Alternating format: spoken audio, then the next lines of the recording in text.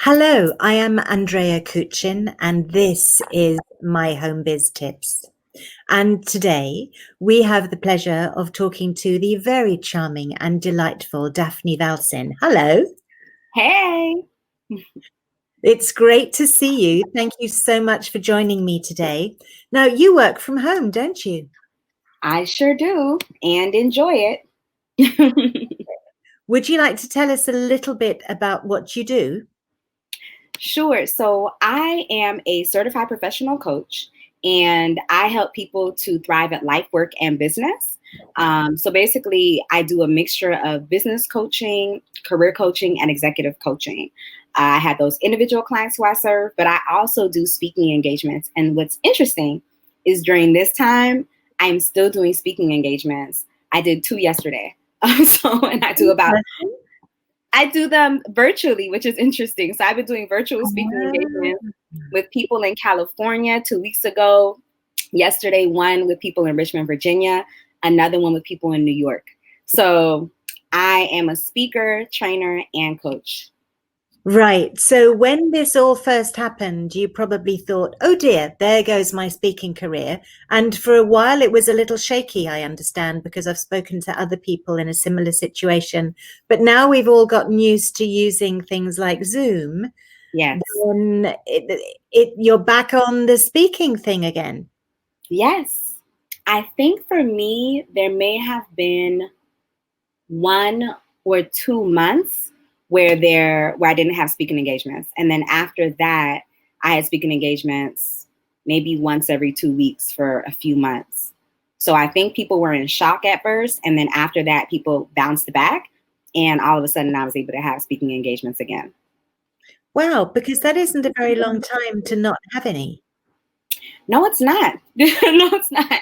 1 or 2 speaking engagements per month is pretty fabulous. And I think initially everyone thought that everyone was going to cancel everything, but I actually have had a large number of speaking engagements. And then I also, interestingly enough, have had the largest amount of males come to me for coaching. So I've had my largest amount of male coaching clients. Some, their wives have called me first and said, I would like my husband to work with you, and others who have come to me directly, which is very interesting. Right. So you've expanded. Yeah. Working with a new audience.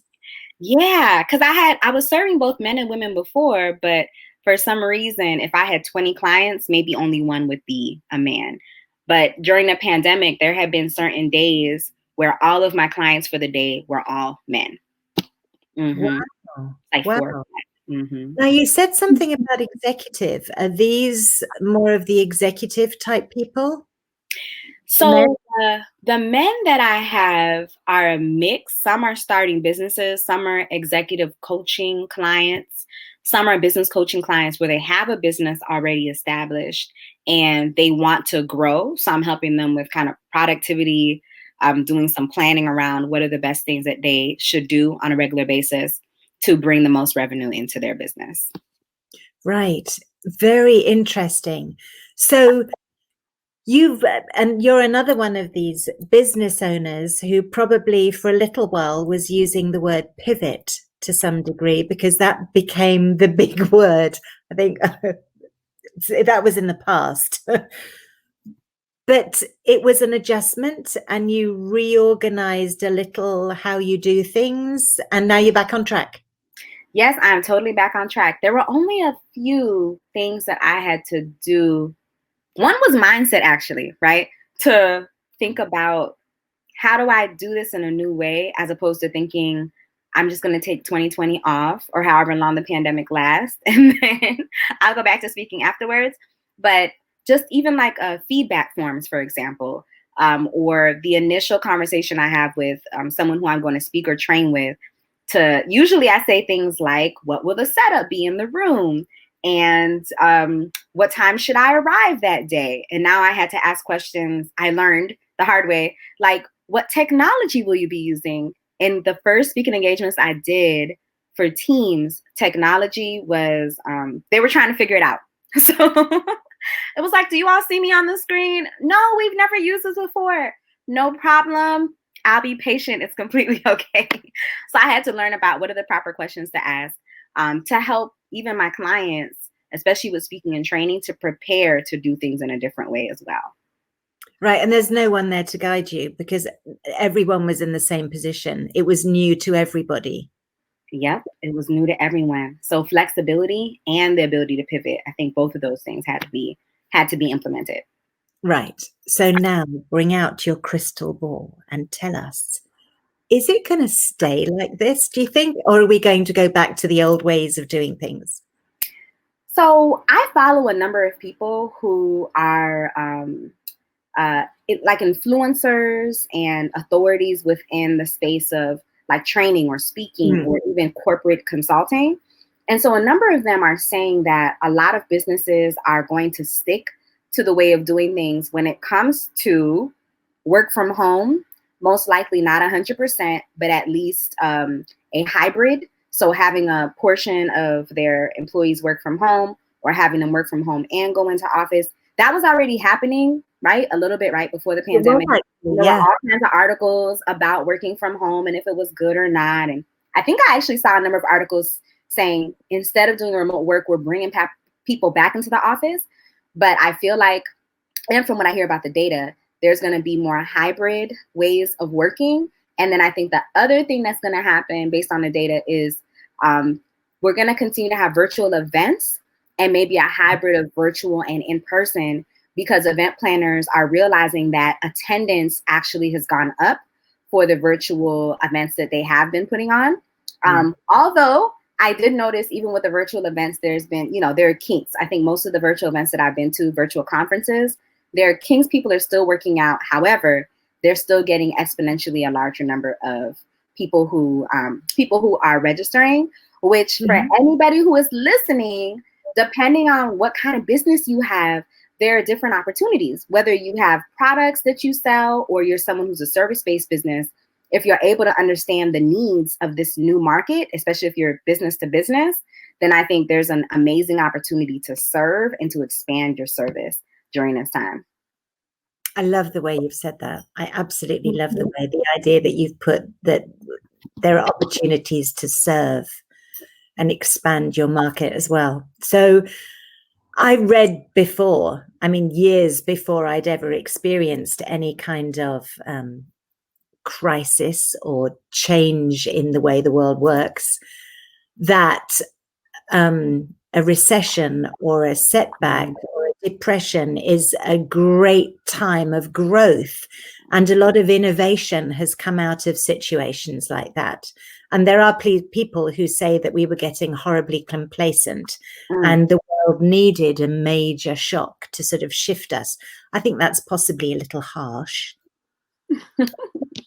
But there certainly has been a lot of innovation coming out of this and a lot of things, people doing things differently. And it as before, it is the people who are flexible and who will change and who do come up with new ways of doing things who are surviving and even thriving.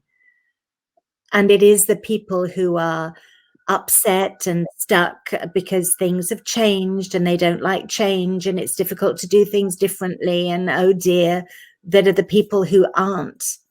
It's a sad thing, but it seems to be the same. It does all seem to be mindset. And that's exactly the first thing you said. I said, what's changed? What did you change? And you said, well, my mindset first and foremost. It's a very, very important thing, the way that you view things and look at things.